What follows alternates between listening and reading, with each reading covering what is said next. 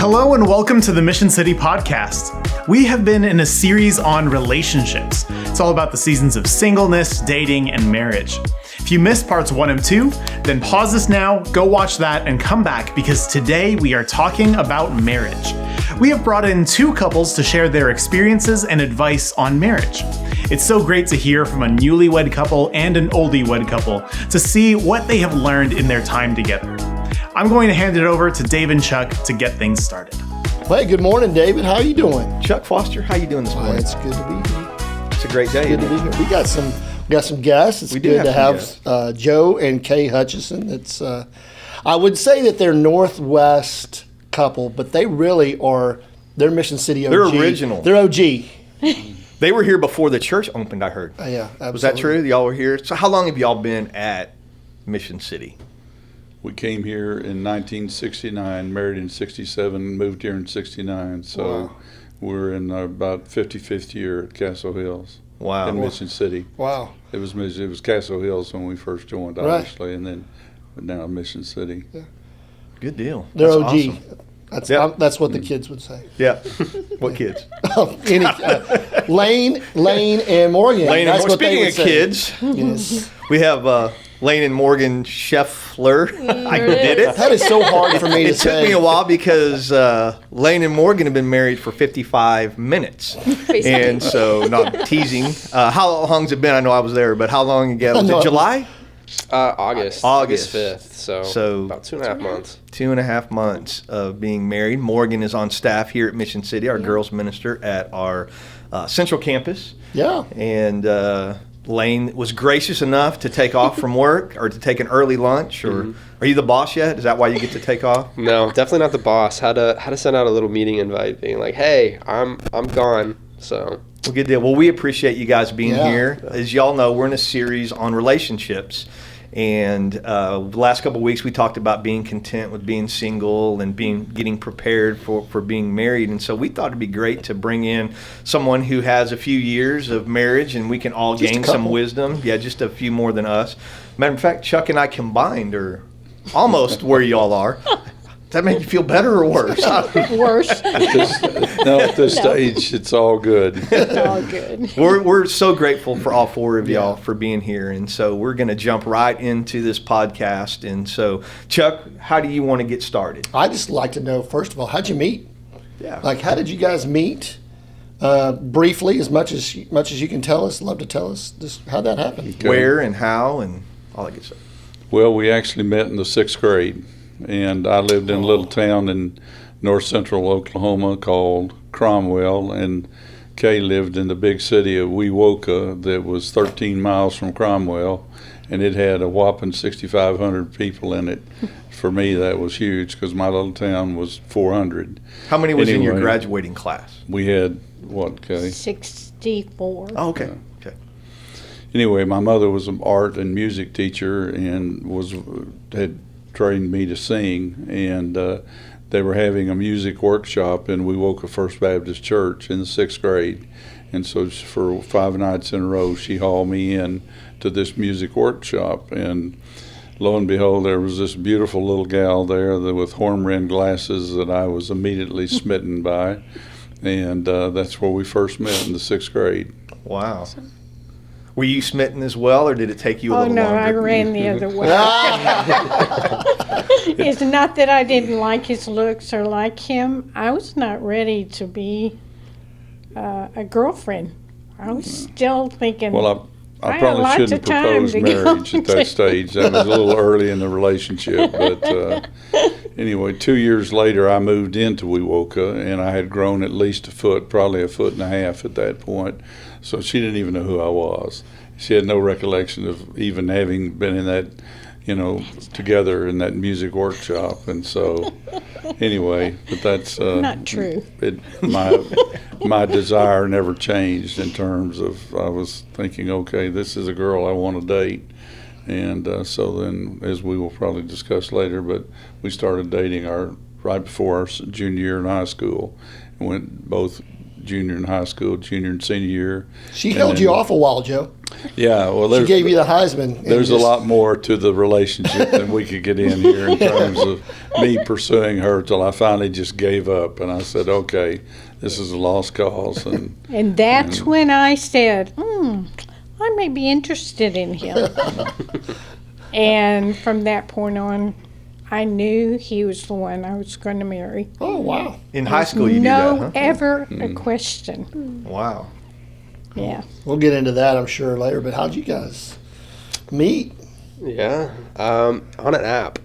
Yeah. The internet. The internet. We met on an app. I had come across her profile, and I said no. I said other way. Wait, what is that? Swipe right, swipe left. Left. What is He swiped left. I swiped Said left. No. I sent her on her way Yeah. on the phone. But a couple weeks after, it popped up that I swiped right. I said yes. Yes, that she popped up on saying like Morgan liked your profile, and since her name is Spelled wrong. I remembered the profile and was like, oh well, she's interested.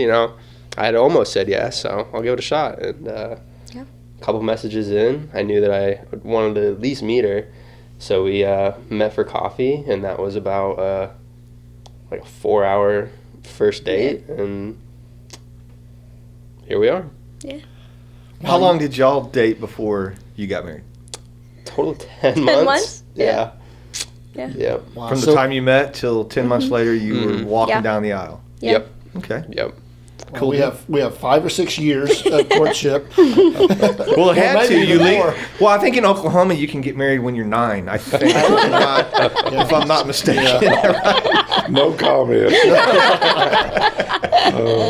Well, it just kind of shows the difference in how modern ways in which which dating happens, and modern way and old, just the way they did it in old schools. Like you had to actually, there was a courtship process.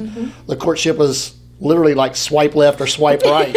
Like, oh yeah, she's cute, I'll go right. And Well, here's the thing that I'm interested to know about. I'm going to start with y'all on this one. Okay.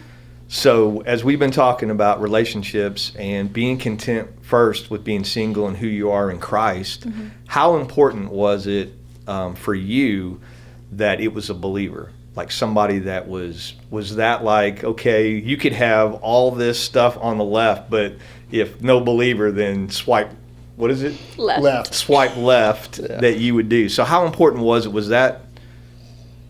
Yeah, that was I would say just like the foundation. Like if that wasn't met, then like you said, everything else didn't even matter. Yeah. Because like if we can't start here, then the rest of the stuff probably wouldn't align. it'd have been like 30 minutes into the coffee. It'd have been like, yeah, it was nice knowing you.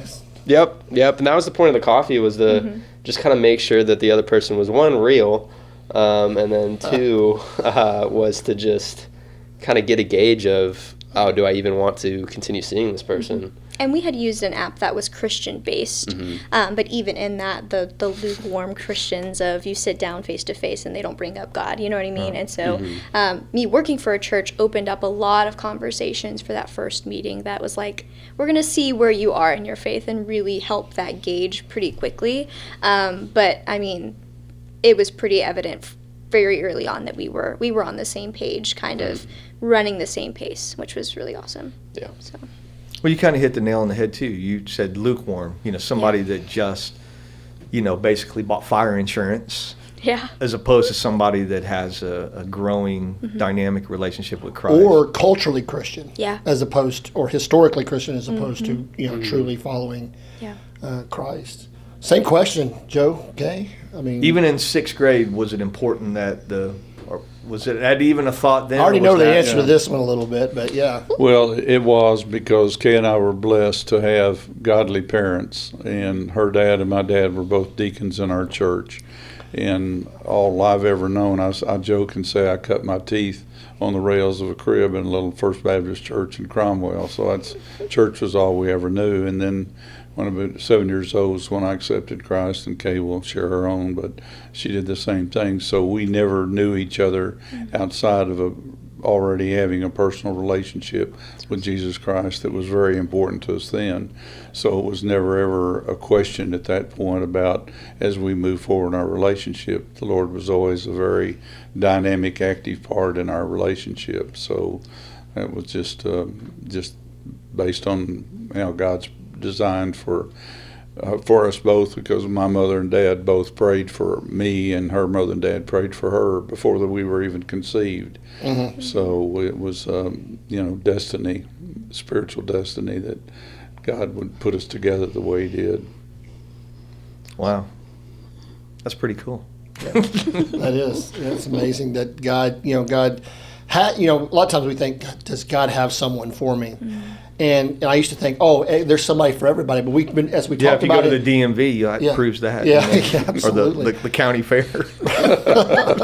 But as we talked about in singleness, maybe not. Maybe God calls us into that life, mm-hmm. and that's okay. And that's a great way. As a matter of fact, we talked about Paul being said, I wish that everybody was like that, because we can be devoted to God. But when we are called into the marriage relationship, having that equally yoked. So when you talked and you met and you talked over those 4 hours, mm-hmm. what were some of the things that sort of like, okay, we can move forward in this relationship because we're equally yoked? What were some of those? I'm going to test how much I remember about that conversation. I think for me, because, again, my spot in the church and my role, I heard him, and he talked about his commitment to the church that he was a part of, right? He actively went on Sundays. He helped to lead their, Sunday night young adult Bible study. He went and served for, what did you build? What was that called? Oh, Habitat for Humanity with his church group. There were things that he shared about his commitment to that church that I was like, okay, you can't do these things committed without having that relationship mm-hmm. with Christ. Mm-hmm. And so that for me was kind of what showed it from him, just in the stories that he told in that conversation. Yeah. How about for you with knowing she worked at a church? Was that something that you were like, man, that's awesome? Or were you like, I think I was more along the lines of kind of intimidated in a way, of just because you thought maybe she was.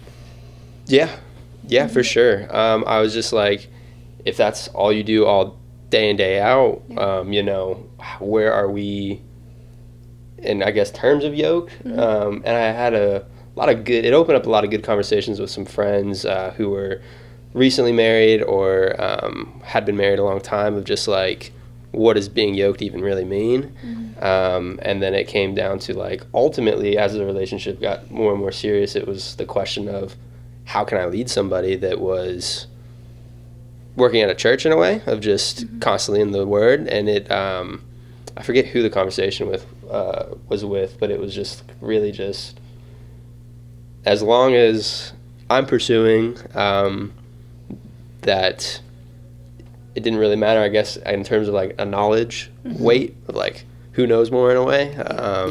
So it's been just eye-opening over the last year or so in just a multitude of different ways. So Joe, talk to me a little bit about your role as the spiritual leader in the house and how that plays, and along with Kay being, that leadership submission role that happens in marriage. Talk about how important that is. Well, it's just the foundation of a successful marriage. Mm-hmm. Jesus is recorded in the New Testament in Ephesians 5 of describing and comparing the marriage relationship to his relationship as the groom to the bridegroom, the church, and gives instructions on how that is to be. And so my understanding of that and my lifestyle has always been that the calling there is that Jesus says that he gave himself for his church, for the bride, and to ultimately gave his life for it. And so I've always been my feeling that I was to love Kay as much or more than I loved myself. And in that kind of relationship, my focus was on her and in developing that relationship. And she was, accepting of that role. And it just always has been a growth and development of that type of thought process in our marriage. Miss Kay, how, for the ladies that are watching that are single and they're thinking about, and then I'll we can ask you too, Morgan. What to you does that look like when it says, when we advise and the Bible says for Joe to take the lead on being the spiritual leader? How does that look? Like they could read it, but application. How does that look for Joe to be the spiritual leader in y'all's house? Does that make sense? Yeah. I think what I can say about that is Joe's always been my best friend. And when we talk about Jesus being our best friend, the thoughts, our heart, and our spirit align together with Jesus. And so, and I always put my faith and trust that this was the plan that God had for me. And I could see in Joe his authority came from the Lord. Wow.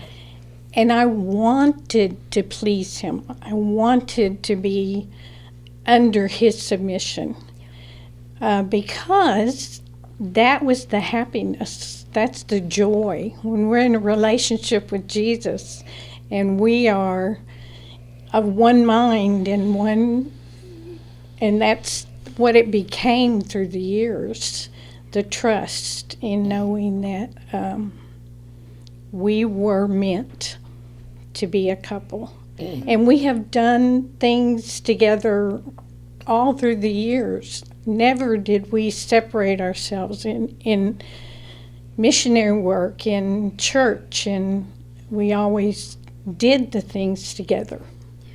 Wow, that's great. Morgan, how for the single people that are maybe they're dating or whatever, what did that look like for you? And as you were preparing to get married and praying, and even before you met Lane and you were thinking about the kind of man that God would bring into your life, how do you, sort of the same thing, how to, application-wise? For the submission part, like authoritative part, okay. I think for me, I had a mentor. You just kind of walked me through a little bit of what she talked about is just find somebody who already has people who he seeks counsel from. Find people who he has community with. And I think with Lane, even before we like officialized our relationship, he was seeking those older married couples because he had an endpoint with our dating, right? Like he was like, I'm not dating you just to date you. If we're dating to marry.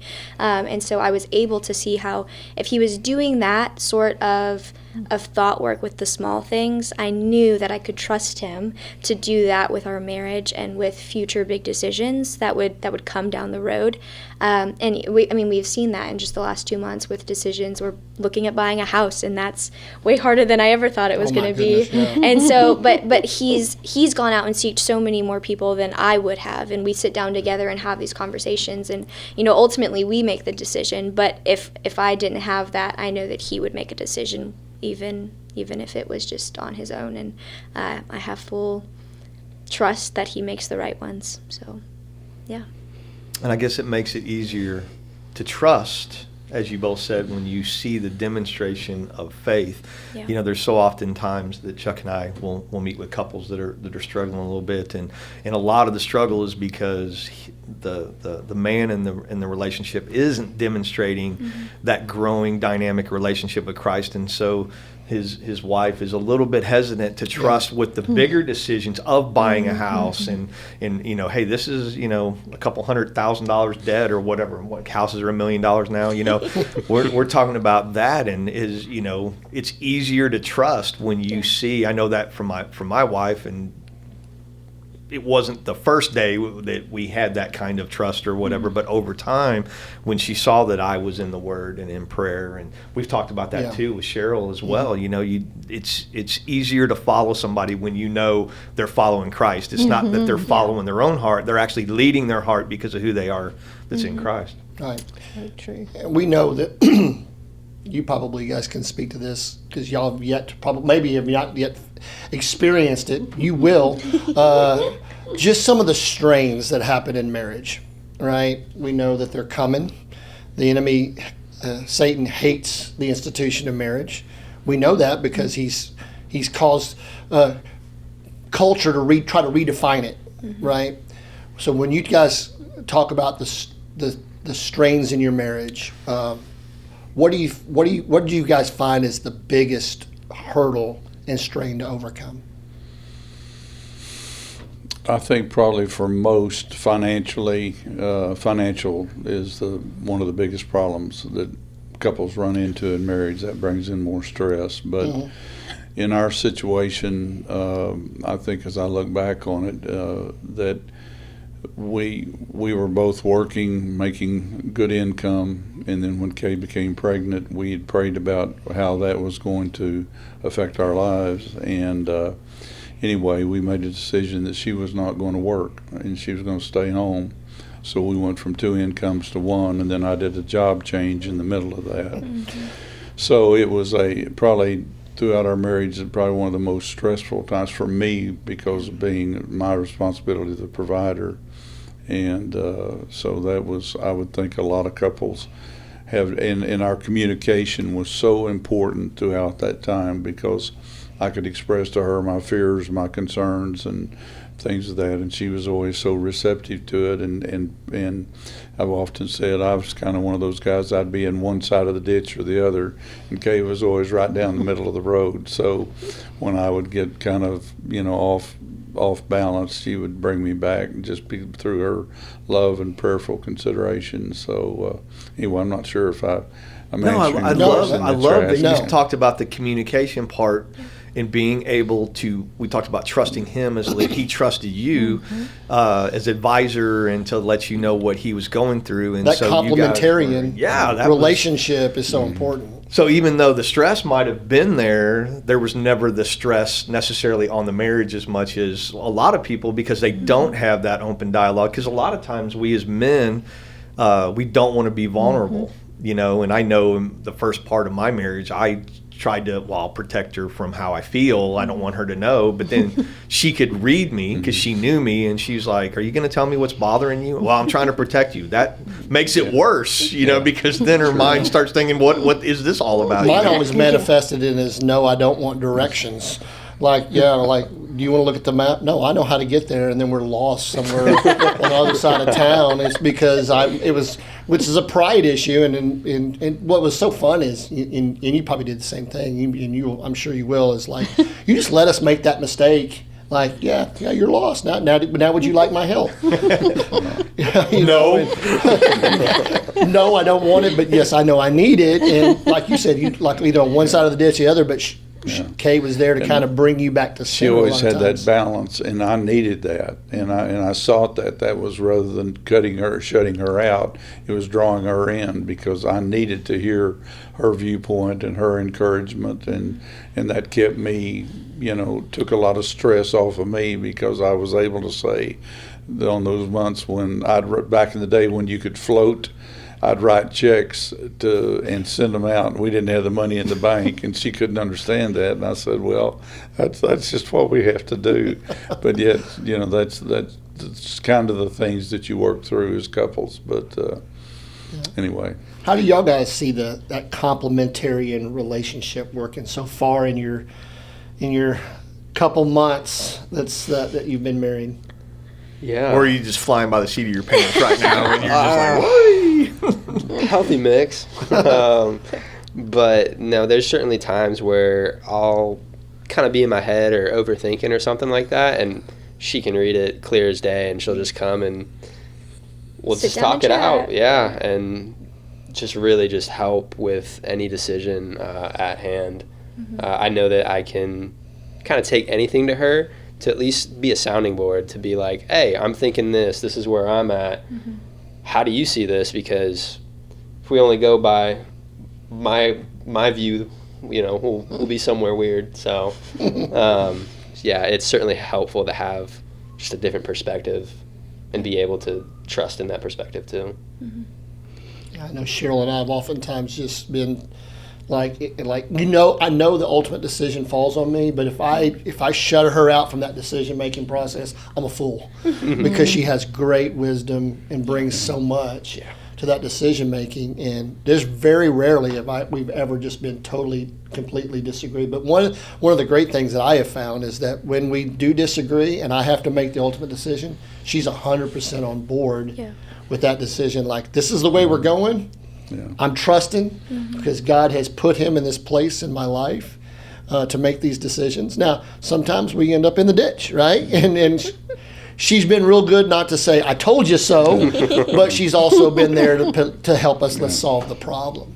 How do you, have y'all seen that? Is that kind of how y'all seen things? Yeah, it's just been the balance in our relationship, and that's why she has been so important to me, to be that one that can see it from a different perspective, that I trust her judgment and her spiritual mentality, and that just has made things so much easier for me, because looking back on it, I just I'm amazed at all the incredible things God's done in our life and our marriage together. And I just keep coming back to one thing, and that's communication is so incredibly important, to be just totally, if I can use a crude term, gut honest with each other in where you are and what you're thinking and what you're worried about and fears. Yeah. And Kay has just been that great balance and maturity that has just kept me, just made life wonderful for me. I just think that in those times, in those trials, if you want to call them, it brings us back to the number one head in our marriage and prayer. Yeah. That we can follow his will in making those decisions. And that's what brings the peace. Because I know if I prayed about it, put it in God's hands, he's going to work through Joe, through me, to make those right decisions. So, Joe and Kay, so how important is it for you guys to spend time reading God's Word together, praying together in your relationship? Oh, it's the basis of our marriage.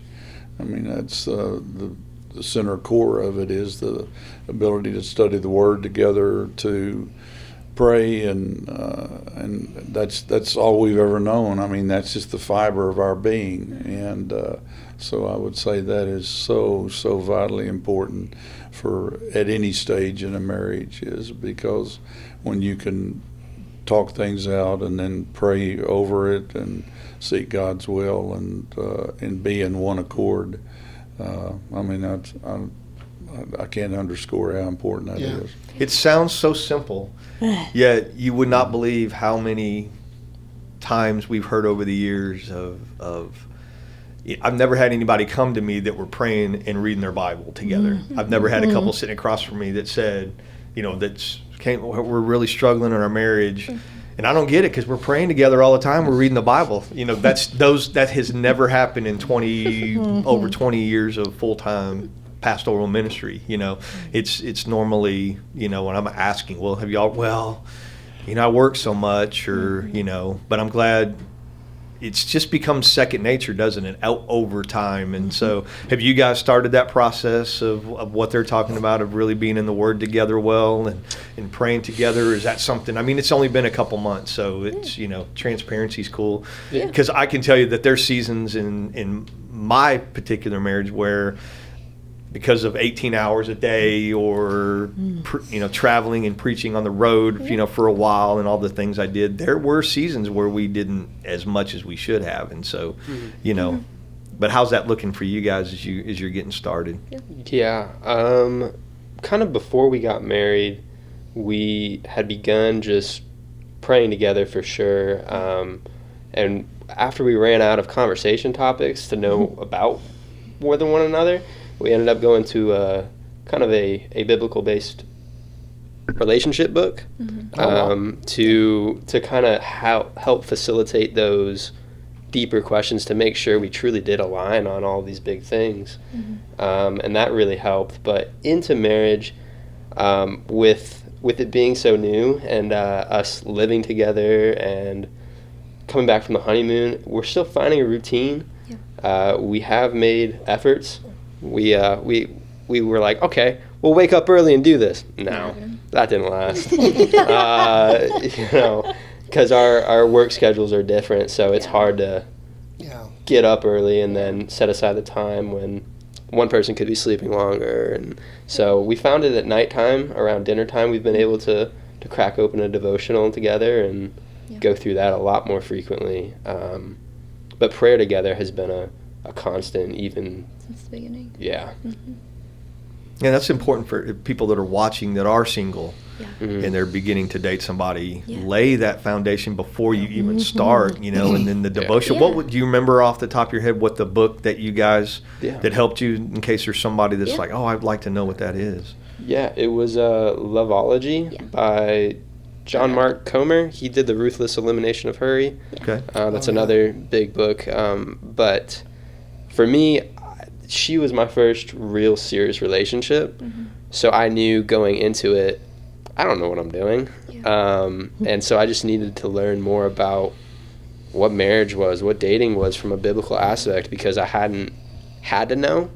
So I knew that as this got more and more serious, I wanted to know and to do it right. So we went out and found some books. Yeah, and I think one thing too, for the single people, I'm touching the mic, for the single people is one thing that I did probably a couple months before meeting Lane, and then as we were dating, was there was a book that I found through somebody else on Instagram that was called 30 Days of Prayer for Your Future Husband. Wow, and so it forced you, it gave you prompts every day to pray for his family, for his future wife, even if it's not you, praying for his future children, his family now, his finances now, like all of these different topics. And it forced you to sit and pray for whoever God has for you.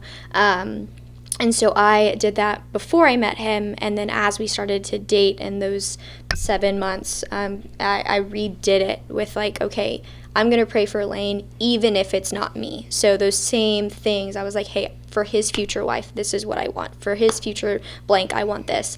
And then, what did I show it to you when we were engaged? I showed it to him at one point, and I was like, hey, like this was for you. And it really made it real, that like the relationship we have now isn't just because we found it, but because God placed it and kind of, has given it to us as a blessing. But having that prayer that was built up even prior to the relationship has been super cool to just see it, the fruit that it produced has been super cool. That kind of reinforces what we talked about on the podcast that was just released about singleness, about preparing yourself. Yeah. In singleness, you should work to make yourself ready for your future bride, your future spouse, in that life. And I think even if you're only in 6th grade. Yeah. So I'm thinking at that point you can't really know. You just know, wow, I like that. But what I love, what you both of y'all basically said, both couples said here with your prayer life, it really gives you a heart for one another. As you're praying, it creates just a greater intimacy when you're praying. Well, I was going to speak to that a little bit, because it's hard to not feel an intimate relationship with somebody.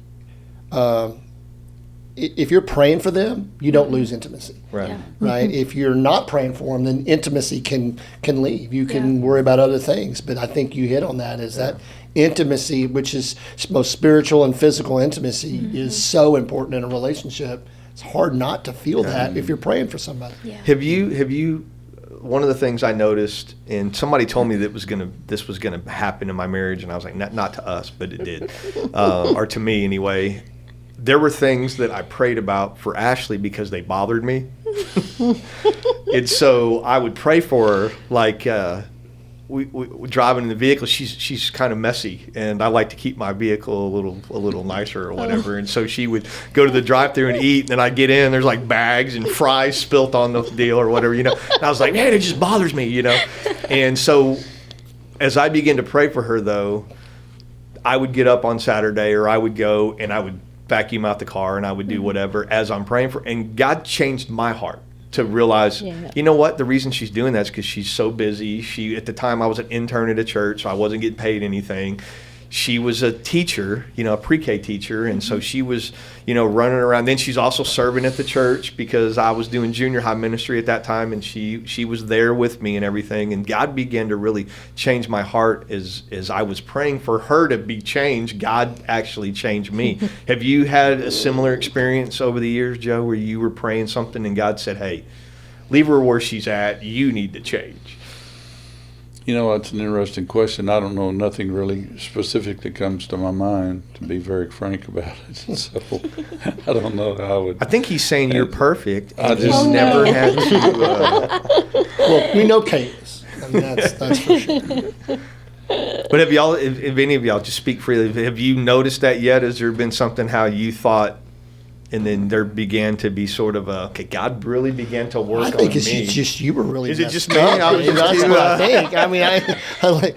I'm going to call Cheryl right now. And I'm going to find out. What. Well, she would say he snores too much. That's one of the. So. Well, but that's the thing about it is, it's just that prayer thing changed my heart. Yeah. Right. About whatever that might be, and then you realize those, as my grandma used to say, you're majoring in the minor, kind of a thing. And so, I'd love to hear that. Go ahead. And it changes our expectation. Mm-hmm. If we expect something out of each other, and it's not happening, and I get angry, we just think, we have to realize that when we're praying, God can take that expectation away and change my heart so I don't get angry with whatever it is that's bothering me. And so, and I haven't found too many things that I have to do that with Joe. But as we get older, there are things that are more frustrating than used to be, like telling me how to drive. And so if I just don't expect, I have to pray not to. When I get in the car, if I just pray, okay, God, I'm not going to expect to get angry about this. I'm just going to say, okay, or shut my mouth. And it does. It works. Yeah. Absolutely. Well, man, what an awesome time together. Thank you guys so much for giving of your time and taking off work. That's awesome. Because I think this is a real benefit to so many people, whether they're single, whether you're dating, getting to hear from people with new experiences and how they prepared, and whether somebody's been married for 58 years. Oh my goodness, man! I pray. 56. 56. Oh, I gave you 2 more years, Joe. Yeah. Well, I'm knowing that's going to happen. So can I just say one more thing? You absolutely can. As we get older, there are so many changes, and accepting that with each other. We are more care partners now. Instead of saying caretakers, we are care partners in physically, mentally, emotionally, spiritually, and that's because of the God in us. That's really good. Well, I mean, you set such a strong, solid foundation, and you guys are on that path as well of setting that strong, solid foundation that when Christ is in it, you're going to overcome every single thing. And I think that's what we want people to hear more than anything about how important marriage is. And one of the things we said right from the start, how amazed we are that so many people plan for their wedding day. They spend so much money, so much time, so much effort on that day, and so little on the life afterwards. And because there are challenges that come, but through our relationship with Christ, there is nothing that we can't overcome, especially together, because God brought you together to make you stronger as we follow Him. And so, again, I want to echo what Chuck said. Thank you guys so much for taking the time and sitting down with us. And I know our 6 people that watch really appreciate y'all coming in. We just doubled our audience because they're going to want to watch themselves next week. Maybe your families will watch. But anyway, for those of you that tune in and watch, thank you so much each week. We're just grateful, and we look forward to seeing y'all next week. Chuck, love you, brother. Love you too. All right. Look forward to seeing you. See you next week. Thank you all very much. Thank you. Thank you. Thanks for watching this episode of the Mission City Podcast. We hope that you took something from this session. Next week, we're going to talk about the parenting relationships. So, click here to subscribe so you don't miss the next session, and click here to watch last week's episode. See you guys next time.